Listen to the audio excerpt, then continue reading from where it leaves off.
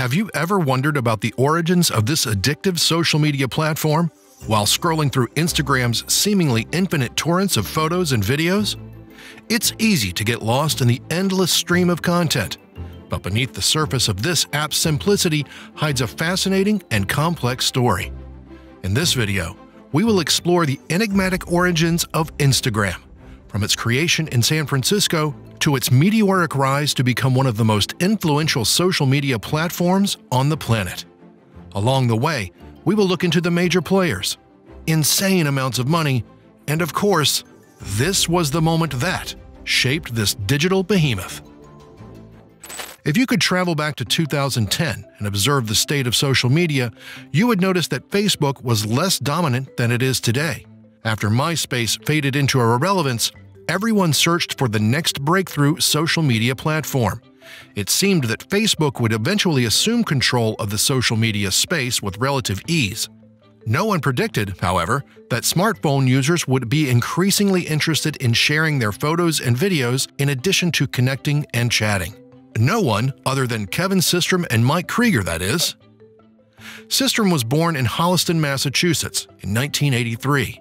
While attending Middlesex School in Concord, Massachusetts, Systrom was introduced to computer programming. As a child, he developed this interest by playing Doom 2 and developing his own levels in the game. Systrom furthered his education at Stanford University and was an active member of the Sigma Nu fraternity during his time there, and went on to earn a bachelor's degree in management science and engineering in 2006. During his time at Stanford, he declined a job offer from Mark Zuckerberg and instead studied photography in Florence, Italy during the winter term of his third year. He had no idea that his love of photography or a derivative thereof would make him a billionaire in the future. When he was selected as one of 12 students to participate in Stanford University's Mayfield Fellows Program, a university program that provides students with in-depth training and experience in high-tech entrepreneurship, he received his first taste of the startup world. The fellowship allowed him to complete an apprenticeship at Odeo, the company that later became Twitter. Systrom would also meet his future business partner Mike Krieger while at Stanford.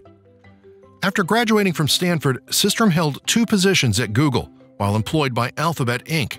His duties included working on the diverse sub-applications within Google Workspace, formerly G Suite, but he spent most of his tenure as an associate product marketing manager. In January of 2009, he left Google as a corporate development associate. Systrom left Google because he was frustrated that he was not promoted to the associate product manager program. Together with other Alphabet Inc. employees, Systrom founded Nextstop. This endeavor centered on a destination check-in and recommendation application. Nextstop provided Systrom with the experience, ideas, and connections necessary to co-found Bourbon with colleague Mike Krieger. Krieger was born in Sao Paulo, Brazil on March 4, 1983. He attended secondary school in Brazil before moving to Stanford University in California.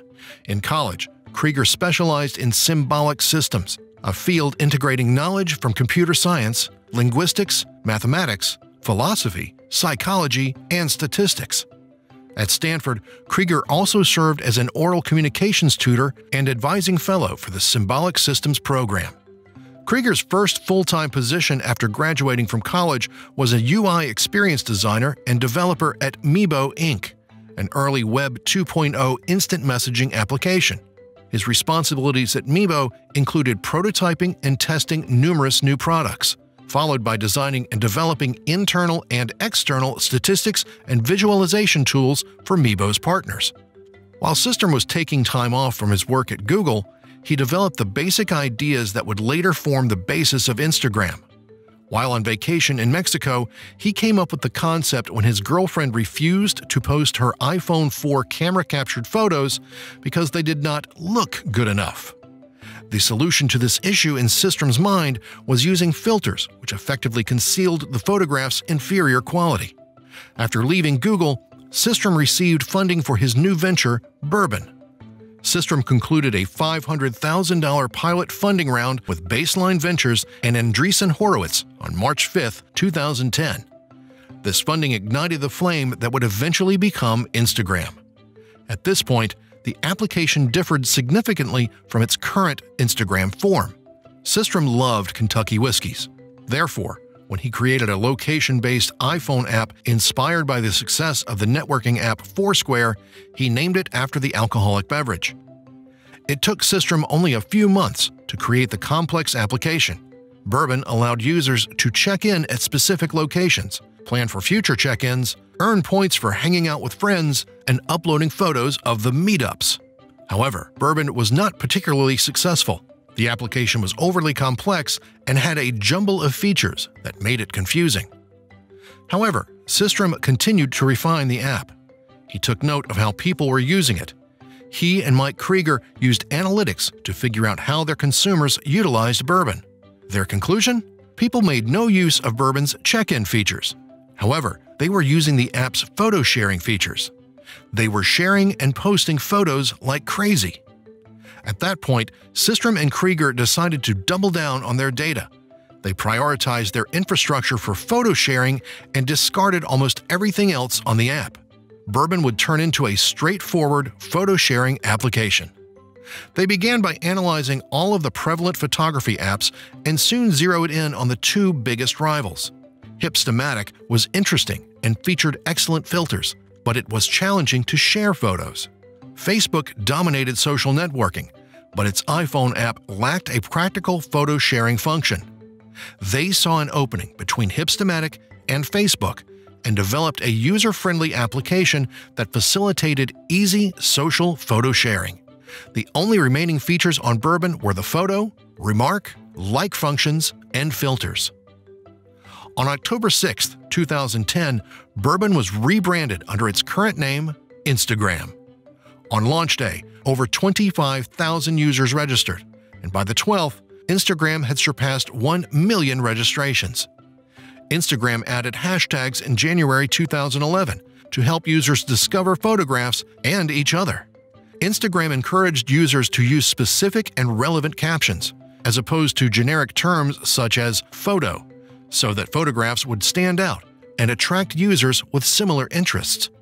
In February 2011, it was reported that Instagram had raised $7 million in Series A funding from various investors, including Benchmark Capital, Jack Dorsey of Twitter, Chris Sacca, and Adam D'Angelo, a future OpenAI board member. The deal valued Instagram at approximately $20 million. Instagram's growth was unprecedented at this time. By June of 2011, Instagram had 5 million monthly active users. This number would double by September. April 2012 would not only be "this was the moment that," but would also be "this was the month that." Instagram was one of the most popular apps on the Apple Store, but if it wanted to reach an even larger audience, it had to adapt to Android. When Instagram was introduced in 2010, the Google mobile operating system was still in its infancy, and Android-based smartphones could not compete with Apple devices. Instagram v1.0 was exclusive to the App Store and remained an Apple-only mobile application for over a year. On April 3, 2012, the Android version was released on the Google Play Store. For a company with fewer than 10 employees and millions of users, developing an Android app was a remarkable accomplishment. Joining the Android platform was not a simple decision. iPhone users were adamantly opposed to an Android version because they believed they were the only truly creative people qualified to use an innovative, exciting application like Instagram. The risky move caused Instagram to lose many ardent, inventive Apple users and infuriated iPhone users. Nonetheless, the move paid off, as the Android version more than doubled the number of Instagram users in a matter of months. 2 days after the Android launch, Instagram raised $50 million from venture capitalists in exchange for a stake in the company. Based on this financing, Instagram would be valued at $500 million. Early in 2012, Twitter aggressively pursued a prospective acquisition of Instagram. Systrom informed his friend and then executive chairman of Twitter, Jack Dorsey, that he could not sell at this time.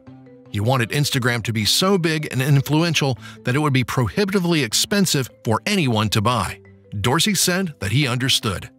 Later, Systrom would inform his associates that Twitter never made a genuine proposal.